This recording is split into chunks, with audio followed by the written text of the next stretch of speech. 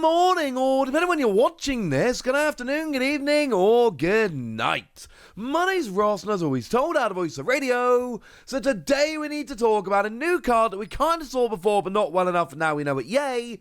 And also the first proper secret rare from Glory of Team Rocket. When I say the first proper secret rare, yes, we have had the illustration rare Meowth, Team Rocket's Meowth. It's beautiful and I love it. And then we saw some other illustration rares, the Clamperl, which I think we can all agree is pretty cool, even though it's kind of weird that it's Clamperl, the Zamazenta. But we've not actually seen something, the Wobbuffet, don't forget the Wobbuffet. But we've not seen anything, I don't believe, above an artwork rare, a proper secret rare, your one hit per box secret rare. Well, now we have, and it's Team Rocket's Moltres, the full art thereof. It's cool. I like these full arts. And look, we've been seeing these full arts since Battle Partners over in Japan. Obviously, we're seeing them in Journey Together over here. And they're cool. They just have the trainer in. And frankly, I think that makes them look much better. It has, as far as I'm concerned, given rise to by far the best gold Pokemon we've ever seen. Take a look at the I&O side by side here. Will we get a gold version of Team Rocket's Moltres? I don't know. I've not seen the full set list yet. This is one of those wait and see scenarios. The good news is, we're not going to have to wait very long for Glory of Team Rocket. This Friday is 1 week before the release date, so we'll get all of the non-secret rares this Friday. Stay tuned to this channel. I'll bring you everything you need to know. You know that.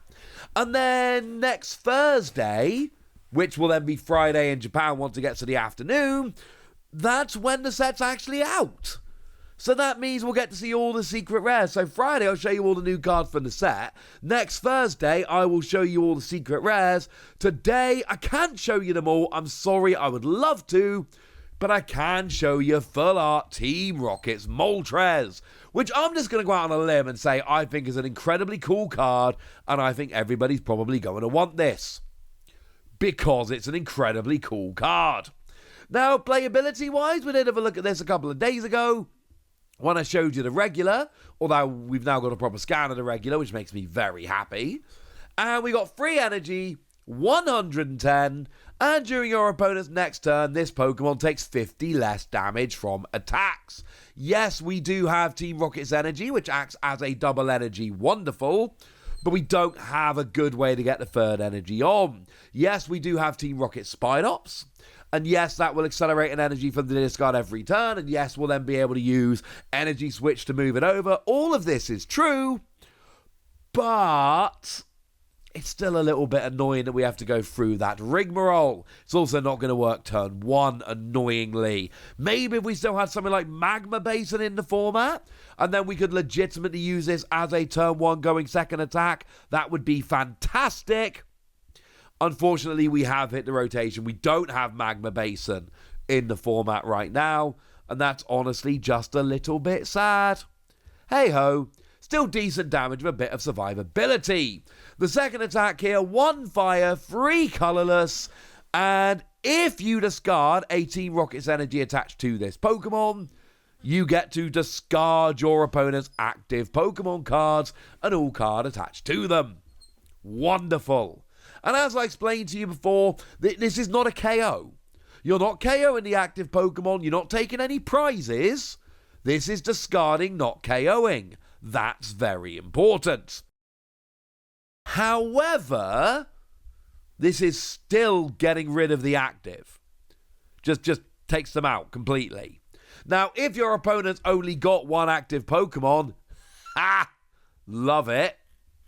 But by the same token, we've also got, my opponent's got one really good Pokemon I can't get rid of. How do I get rid of it? Oh yeah, do this. And that's kind of my point here.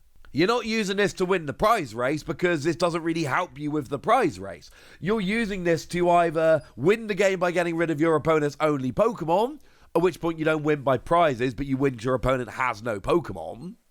Or you're using this to get rid of your opponent's big threat, and then you win the game from there. Either way, I like this card. The 4 energy is a little bit of a pain, but like I've said, we do have ways around it. It might be okay. Awesome. But I promised you a brand new card today, and we've kind of got a brand new card.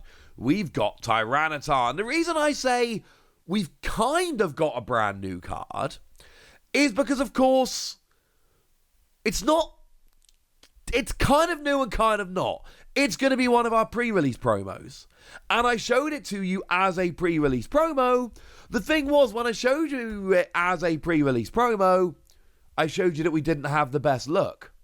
Because we didn't have the best look.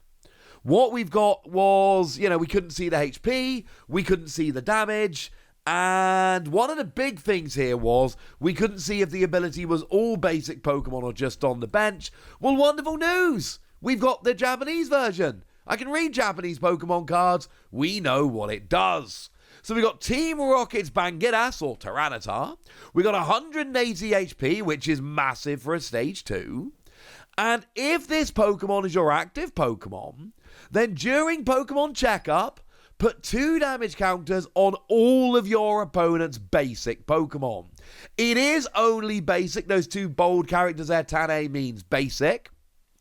But it's all of them, active or benched.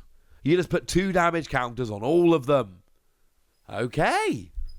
I can work with that. And actually, this probably might be a good time to have a quick chat about Pupitar, because Pupitar's got a really nice attack that helps out with this massively. It's got an attack for a single colourless energy that does 30 damage, but what you can do is search your deck for a card that evolves from this Pokemon and put it onto this Pokemon. Well, it's Ascension, but you get to do 30 damage at the same time, which I'm just going to put out there is actually kind of cool. It's nice to be doing damage while getting this rolling. And fighting is a good type to be hitting a lot of the time. So essentially, this is a borderline Stage 1. It's not a Stage 1, alright? It is a Stage 2, but you evolve up into your Stage 1, put a single energy on there, and then you can evolve up as your attack. And the cool thing about evolving up during your attack is that then at the end of your turn, you enter Pokemon Checkup, your opponent takes those 2 damage counters immediately onto all of their basic Pokemon. And this is going to lead to some cheeky KOs. Like, if your opponent's playing Badoo, it is great against Badoo. Firstly, this is not a rare candy deck. You are just not going to... Why would you play rare candy in this deck? No, the consistency of this deck is get your Stage 1 up and use your attack to get your Stage 2 rolling. That's how this deck works. So you're not playing rare candy, so Badoo is not hurting you nearly as much as a Stage 2 deck that is. But then you evolve up into it, you put 2 damage counters on Badoo. Badoo ain't going to be evolving, so then at the end of your opponent's turn, you put 2 more, boom, they're KO'd. Ha! Got it. Now against 60 HP Pokemon, this is going to be a lot better, because the way it goes is this. It's the end of your turn, Pokemon Checkup comes in, you put 2 damage counters on your opponent's Pokemon. They have 1 turn to evolve or heal or get it off the board or do something to prevent this. If they don't, they get 2 damage counters at the end of their turn. It's then your turn, but there's nothing they can do on your turn. And then at the end of your turn, they go up to 6 and they get KO'd, which is wonderful. I'm thinking about things like Duskull here, for instance. And the thing about Duskull is it's a Pokemon that up till now, players are quite happy to put it down on the bench and leave it and evolve it up when it's convenient. It's not going to be convenient all that much at this point, and that's going to be hilarious. Or something like Shaman, for instance, which sits there protecting your bench, but your opponent's not going to be evolving it. Well, your turn, then their turn, then your turn, then their turn, and Shaman's gone. It's just done. Got it. And it is attack damage that is prevented. It's not abilities. Sorry. Except just to be clear, I'm actually not sorry.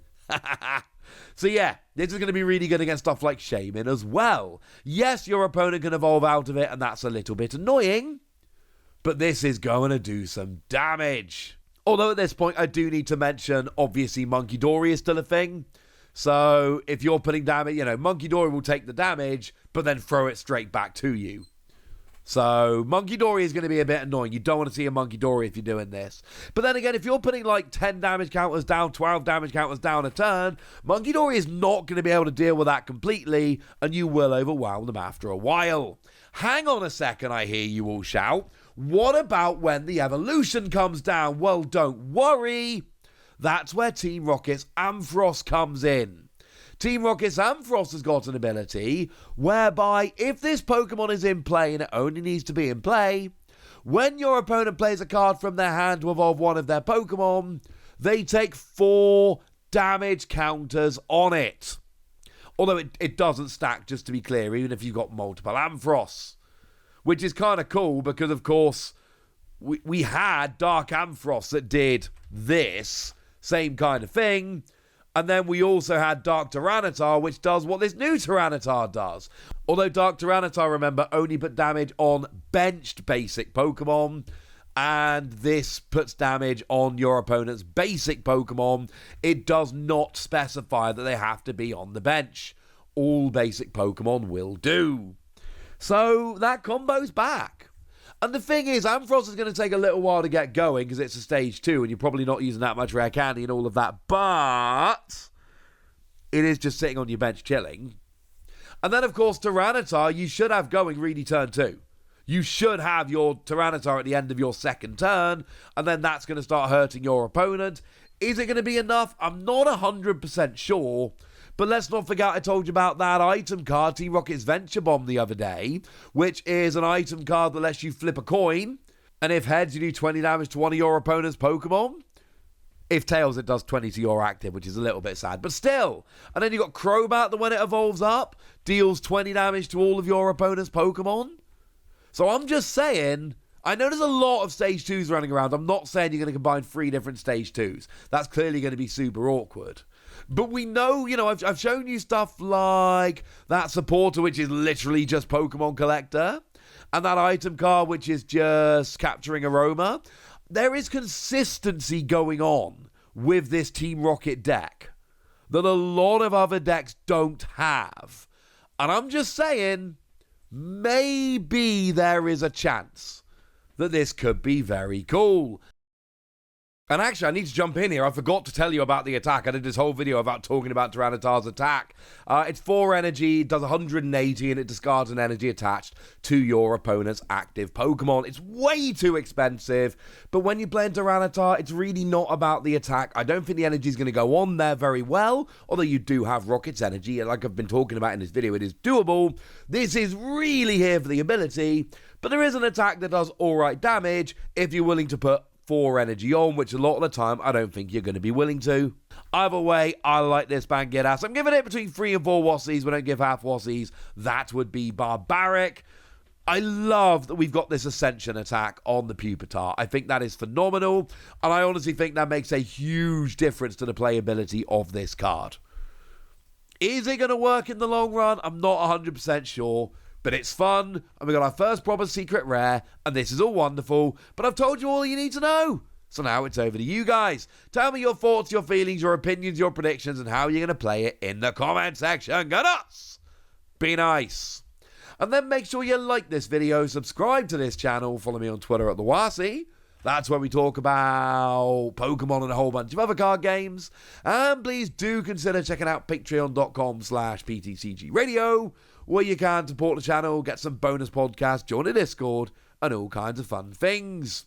And get shout-outs on the channel like the lovely Martin Cornwall, who's been supporting us on the channel literally since it was a podcast back in 2012. So shout out to Martin for the support and the loveliness.